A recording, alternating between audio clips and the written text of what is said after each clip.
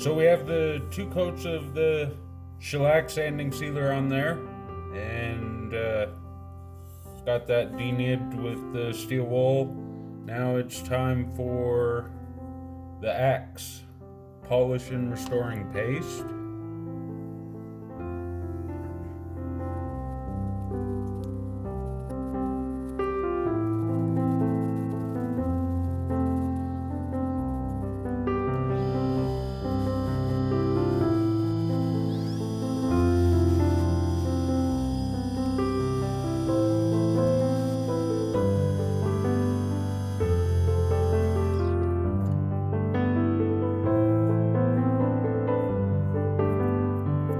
Okay, what we need to do next, get this out of the chuck, get the lid mounted up, and see if we can't get a good fit on that lid.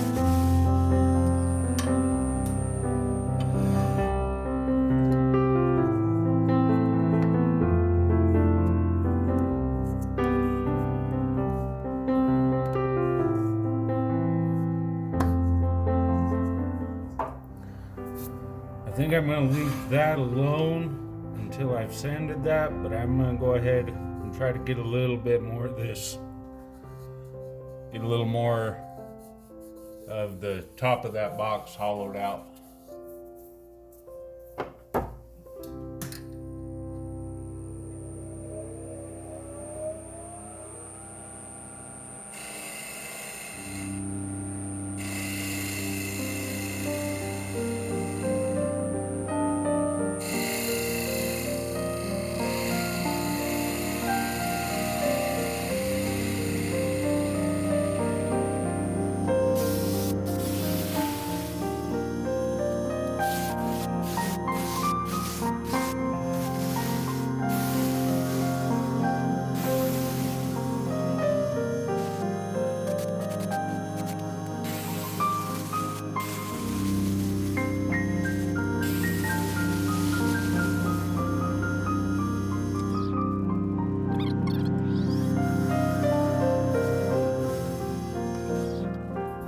That's better.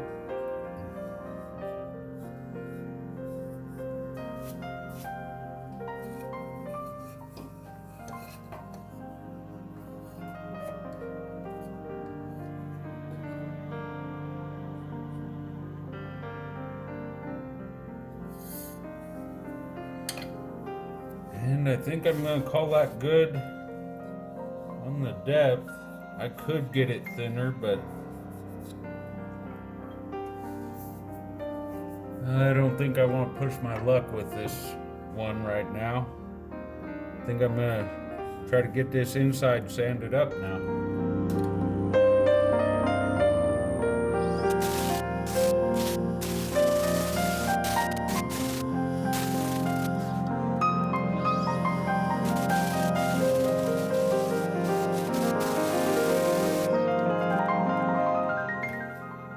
And with that, ended up sanding maybe just a little too much. I'm hoping with a couple of coats of shellac we'll bring that back out. But that's what it's time for, is the sanding sealer and the wax on the inside of there. We'll come back when that's all done and ready to move on to the next step. Alright, so we got the inside of that lid all finished up. I've got it turned around and mount it up back on just a regular live center. I did get a little bit carried away with the sanding. I don't have quite as tight of a fit. Well, it's not a tight fit at all. It's not far off, but it doesn't take much to be too loose. So I've got the tailstock support. I'm going to do a little bit of trimming on this lid to get it flushed up. Hopefully we'll stay round.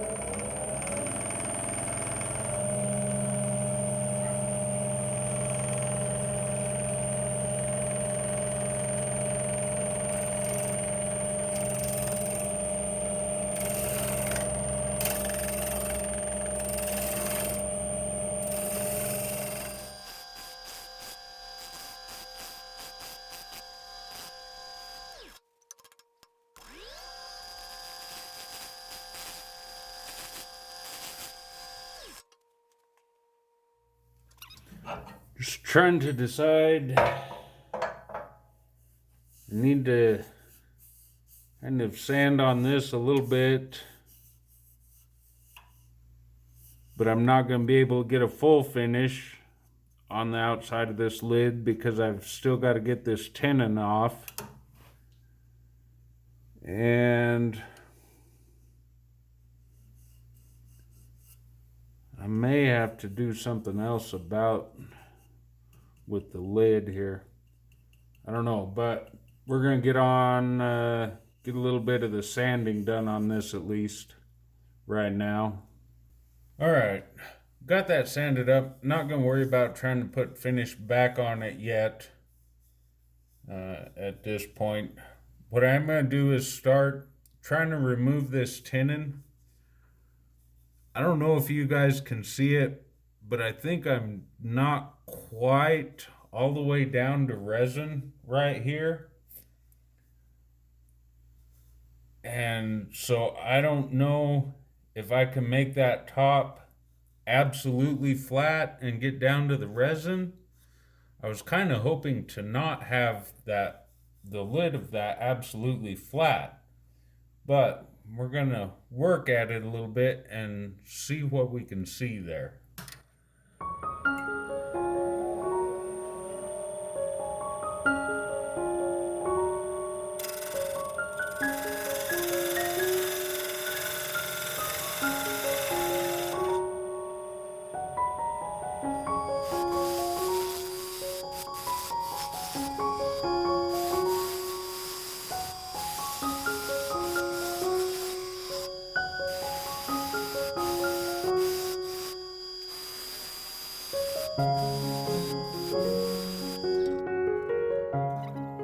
And see, I'm missing some resin right there.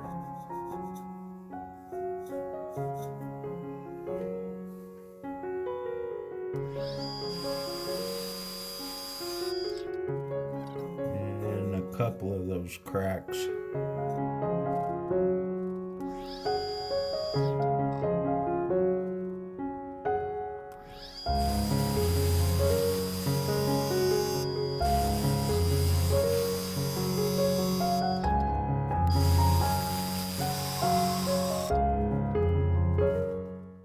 I'm not sure I'm going to be able to get all of the way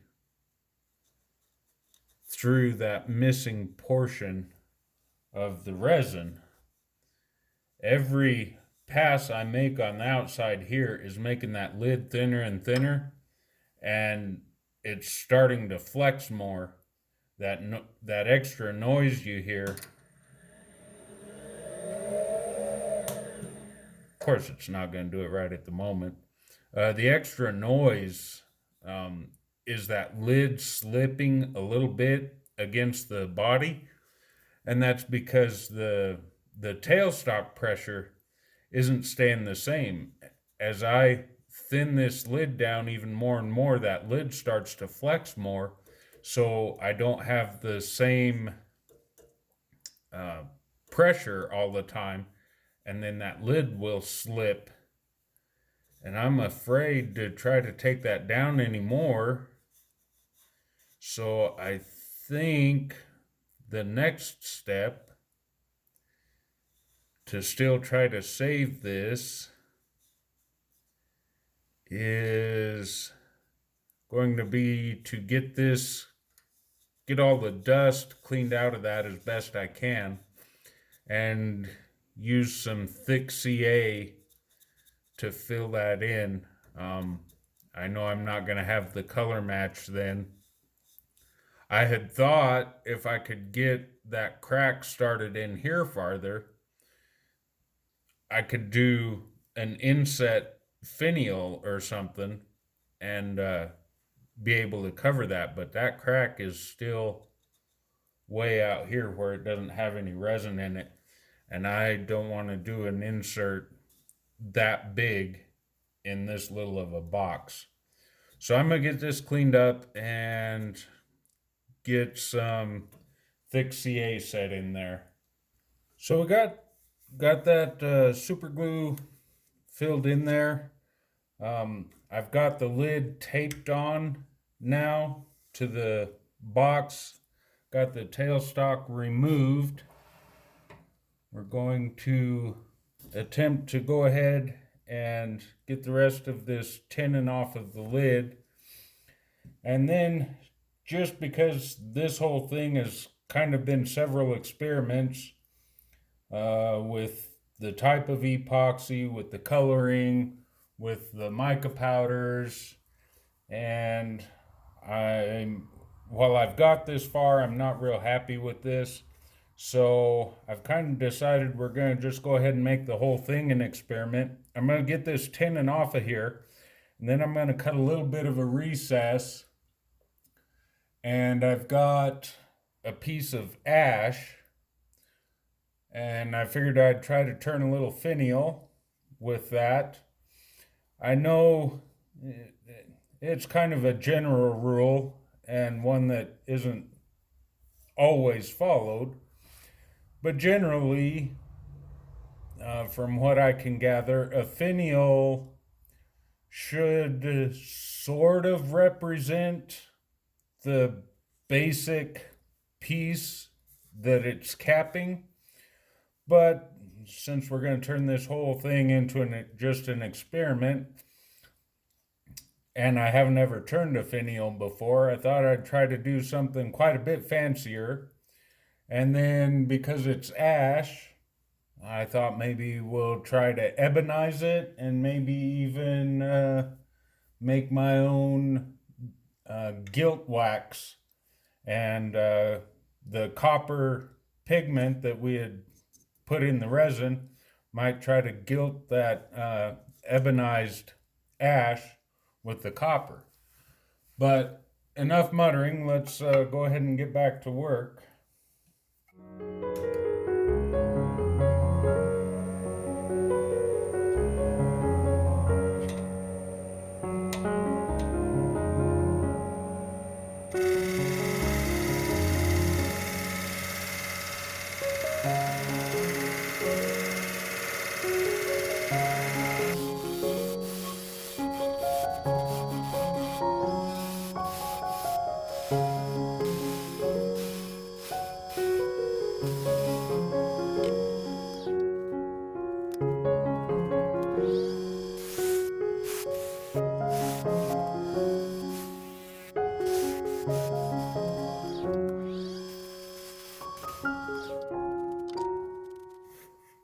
Well, at least we got that much done without any mishaps.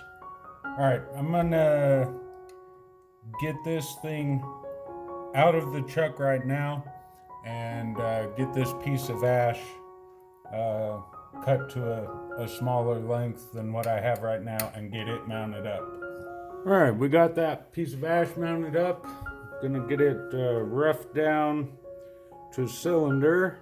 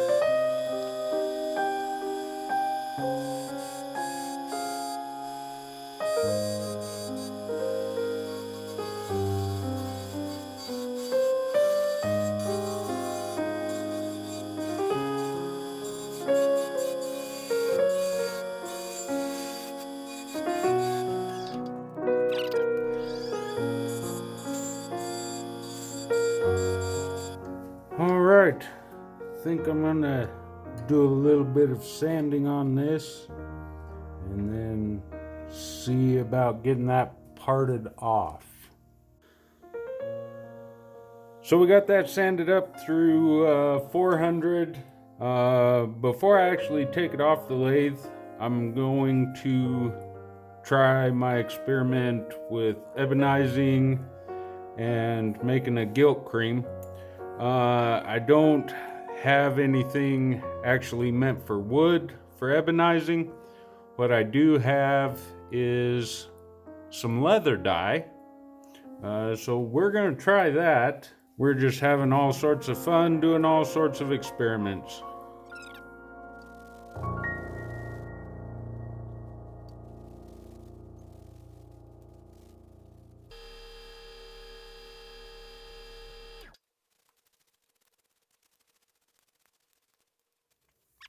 Well, I can't say I'm necessarily disappointed with how that looks.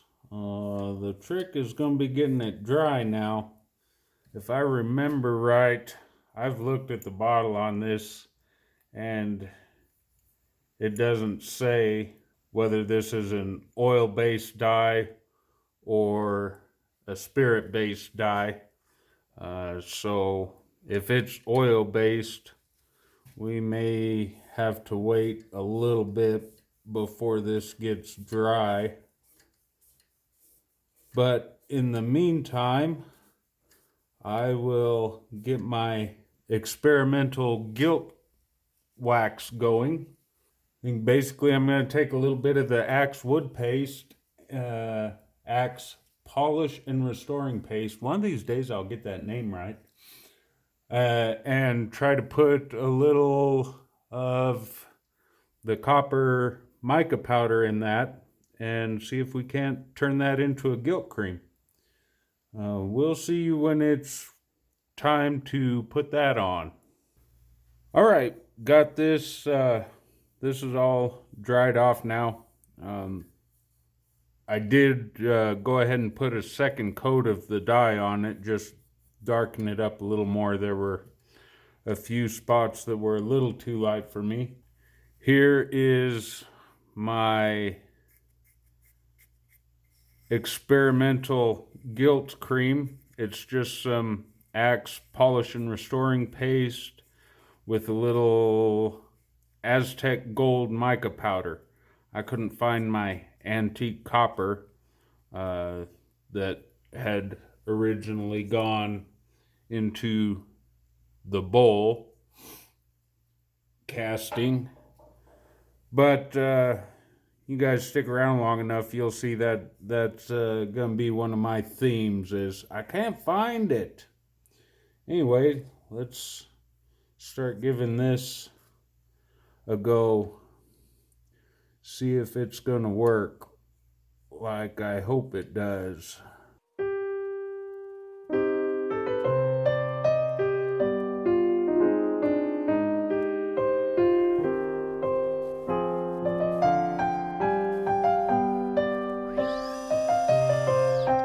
Well, look at that. Something on this project worked out right. I don't know with the lighting and the camera if you guys are picking that up, but that gold mica powder filled in the grain of that ash. I really like that. That came out good. Give it one more quick buff.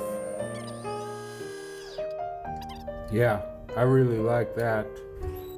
Since this thing is getting quite long, heck, I may have to do this video in 2 parts.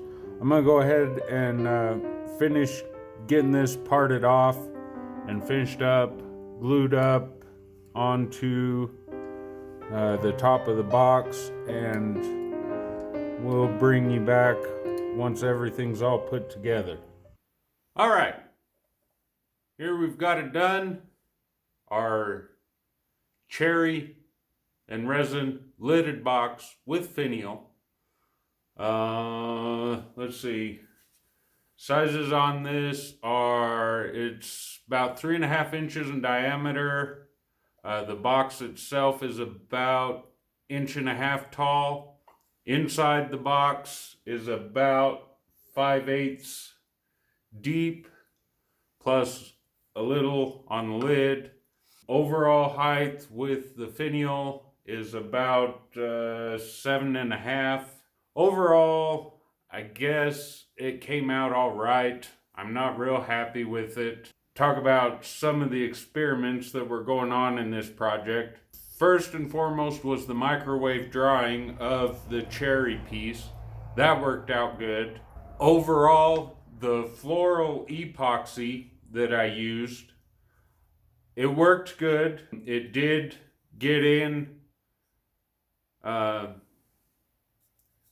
seeped in real deep to all of the cracks, at least all of the cracks that were submerged. If I would have poured enough epoxy, I'd have had a whole lot more of that piece to work with and wouldn't have ended up with quite a small box. And another part of that would be the needing a thin parting tool. So overall, the floral epoxy worked. The alcohol ink coloring the floral epoxy, that worked. The mica powder didn't work in that epoxy. That 4-hour plus open work time just wasn't enough to hold that mica powder in suspension. So we lost all of that down to the bottom of the mold. My lid fit is not good. I've got a little bit of slop in that lid. That happened, I believe, when I was sanding. When I first started sanding here on the lid, around the rim for the fit, I started with my 80 and then 120, and then I test fit the box, and it seemed really, really super tight. So I started back at 80 again, and then worked all the way through the grits up to the 600, and that was too much then. If I wouldn't have gone back to the 80, if I'd have just worked straight through the grits, I believe the fit would have came out good. At least I wouldn't have had to go all the way back to 80 to get that if it needed a little bit more. My do-it-yourself gilt cream, I don't know if this camera will pick this up. Come on, focus. It's not gonna focus. Which was some mica powder in the Axe polish and restoring paste. That worked out good. That got the effect I was going for. I'll leave some pictures at the end that will show that off a little better. This isn't gonna focus on that right now. Oh, speaking of the mica powders, I had mentioned in there not being able to find the mica powder I wanted to use for the gilt cream for the finial. And when I was making that, for some reason I was thinking I had used an antique copper. I didn't use antique copper. When I was editing part 1 of this video, I found that I had used a ghost copper pearl, which I have. I don't even have antique copper. I don't know where that came from. Let's see, what else about this? The finish, I don't know if that's gonna show. Yeah, there you can. I couldn't get a good finish in there. I don't know what was going on. The lid came out a little better. Don't have the swirl marks that I got inside the bottom of the bowl. And then the last thing with signing the bottom, obviously with the epoxy in there, I was afraid to use the wood burner. Would just melt the epoxy and make a mess. So my next thought was, well, I'll use a Sharpie marker. But knowing that I still then had to put a finish on the bottom, I was afraid that the Sharpie would just smear and or wipe off completely with the alcohol in the shellac, but I decided to try it anyways. What the heck, this was all experiments, right? And so it did. It wiped off everything. When I first started putting the finish on there and I saw that it was wiping it off, I grabbed a rag with just some alcohol and tried to clean up the whole bottom and get rid of any signature on it, but it wouldn't all come off. Go figure. So you can see, let's see, where is it? Right here. You can see a little bit of designs is still left right there. Cherry, you can read that, and then the 2020, you can almost read that if you look really hard. But anyways, as far as speaking of the thin parting tool, the smallest one I have is 3/16 wide, so by the time you take a little extra to keep that from pinching, I'm still losing 1/4 to 5/16 of an inch every time I part off. So trying to get that, keep any of the grains and the cracks to line up. If you get that one lined up, then none of the rest of them match up. There's too much missing, so none of that looks good. Probably at some point, once I have some cold jaws for the chuck, so that I have a way to remount the lid, I will take this finial off and return another one that will be a little more proportionate. This one is just a little gaudy for the size of the box, but it'll give me a chance again to, if I don't do another finial before then, it'll give me a chance to get some practice in on that. Anyways, that was a project for this week. Sorry it was a two-part thing. There was just so much going on. I didn't want to have an hour video at one time, or cut a bunch of this stuff out, since this one, kind of the purpose of this project was multiple experiments. Some worked, some didn't, but that's how it goes. Anyways, thanks for watching. We'll see you next time.